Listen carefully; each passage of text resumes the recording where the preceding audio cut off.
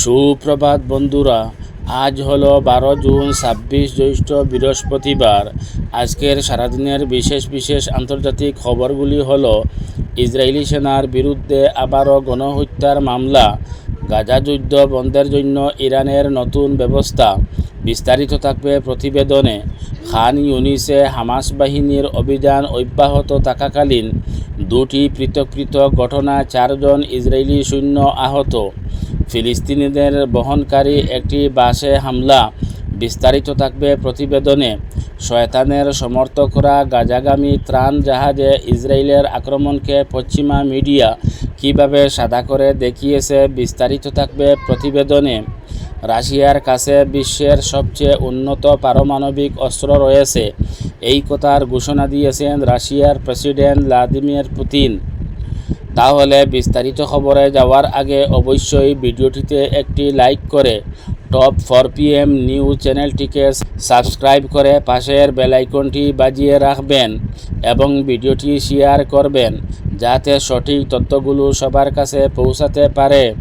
এবার শুনুন আজকের খবরগুলির বিস্তারিত। প্রথম খবর, ইসরায়েলি সেনার বিরুদ্ধে আবারও গণহত্যার মামলা। গাজা উপত্যকায় ইসরায়েলি শাসক গোষ্ঠীর বর্বরতার জবাবদিহিতা নিশ্চিত করার লক্ষ্যে পেরু একটি বড় পদক্ষেপ নিয়েছে। আনুষ্ঠানিকভাবে একজন ইসরায়েলি সৈন্যের বিরুদ্ধে গণহত্যার অভিযোগ তাদের মানবাধিকার প্রসিকিউটরের কার্যালয়ে দাখিল করেছে। বুধবার বেলজিয়াম ভিত্তিক সংস্থা হিন্দ রজব হিউম্যান রাইটস ফাউন্ডেশন HRF-এর নিশ্চিত করা এই মামলাটিকে পেরুর এখতিয়ারে পাঠানো হয়েছে এবং সম্পূর্ণরূপে তদন্ত করার দাবি জানানো হয়েছে। গাজার জন্য ইরানের নতুন ব্যবস্থা। ইরানের রাষ্ট্রপতি মাসুদ পেজেশকিয়ান বলেছেন যে ইরান গাজার জন্য আন্তর্জাতিক সমর্থন একত্রিত করার জন্য তার তীব্র প্রচেষ্টা চালিয়ে যাব। গাজায় ইহুদিবাদীর অপরাধ অবিলম্বে বন্ধ করার জন্য সকল কূটনৈতিক ও রাজনৈতিক ক্ষমতার ব্যবহার অব্যাহত থাকবে এবং যে দেশ গাজা যুদ্ধ বন্ধ করা এবং স্বাধীন ফিলিস্তিন ঘোষণা দেওয়ার ব্যাপারে কথা বলেছে, তাদেরকে আমরা এক মঞ্চে এনে শক্ত একটি ব্যবস্থা হাতে নিব। খান ইউনিসে হামাস বাহিনীর অভিযান অব্যাহত থাকাকালীন দুটি পৃথক ঘটনায় 4 জন ইসরায়েলি সৈন্য আহত।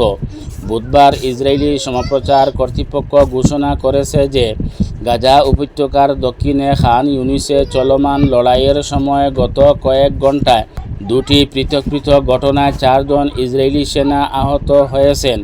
কর্তৃপক্ষের মতে 74তম আর্মার্ড ব্যাটালিয়নের একটি ইসরায়েলি ট্যাঙ্ক লক্ষ্য করে একটি ট্যাঙ্কে বিধ্বংসী ক্ষেপণাস্ত্র নিক্ষেপ করা হয়েছে, যার ফলে 2 সৈন্য আহত হয়েছে।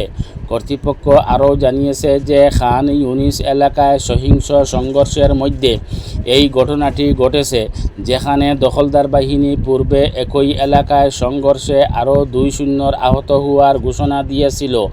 ভিডিওটিতে আপনারা দেখতে পাচ্ছেন হেলিকপ্টার কিভাবে ডেড বডি উঠিয়ে নিয়ে যাচ্ছে। ফিলিস্তিনিদের বহনকারী একটি বাসে হামলা।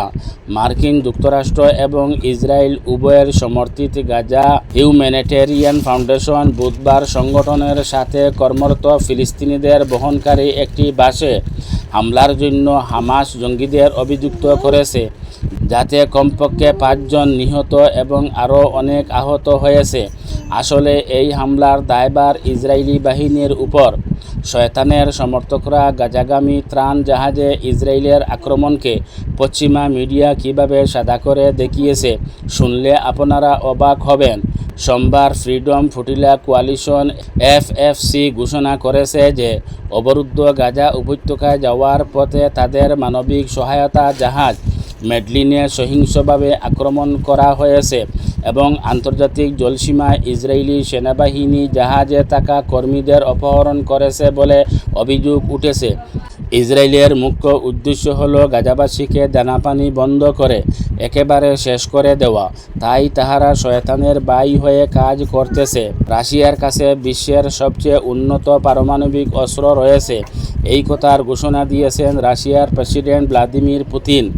রাশিয়ার কাছে বিশ্বের সবচেয়ে অত্যাধুনিক পারমাণবিক অস্ত্র রয়েছে, যা দেশের সার্বভৌমত্ব এবং বিশ্বব্যাপী ক্ষমতার ভারসাম্য নিশ্চিত করে। রাষ্ট্রপতি ভ্লাদিমির পুতিন বলেছেন, বুধবার জাতীয় অস্ত্র কর্মসূচির উপর এক সরকারি সভায় ভাষণ দেওয়ার সময় ভ্লাদিমির পুতিন দেশের পারমাণবিক বিষয় আরও উন্নতি করার জন্য বিশেষ মনোযোগ দেওয়ার আহ্বান জানান এবং বলেছেন, বিশ্বের মধ্যে সবচেয়ে ভয়ঙ্কর পারমাণবিক মজুদ রয়েছে যে দেশে, সেই দেশ হলো রাশিয়া।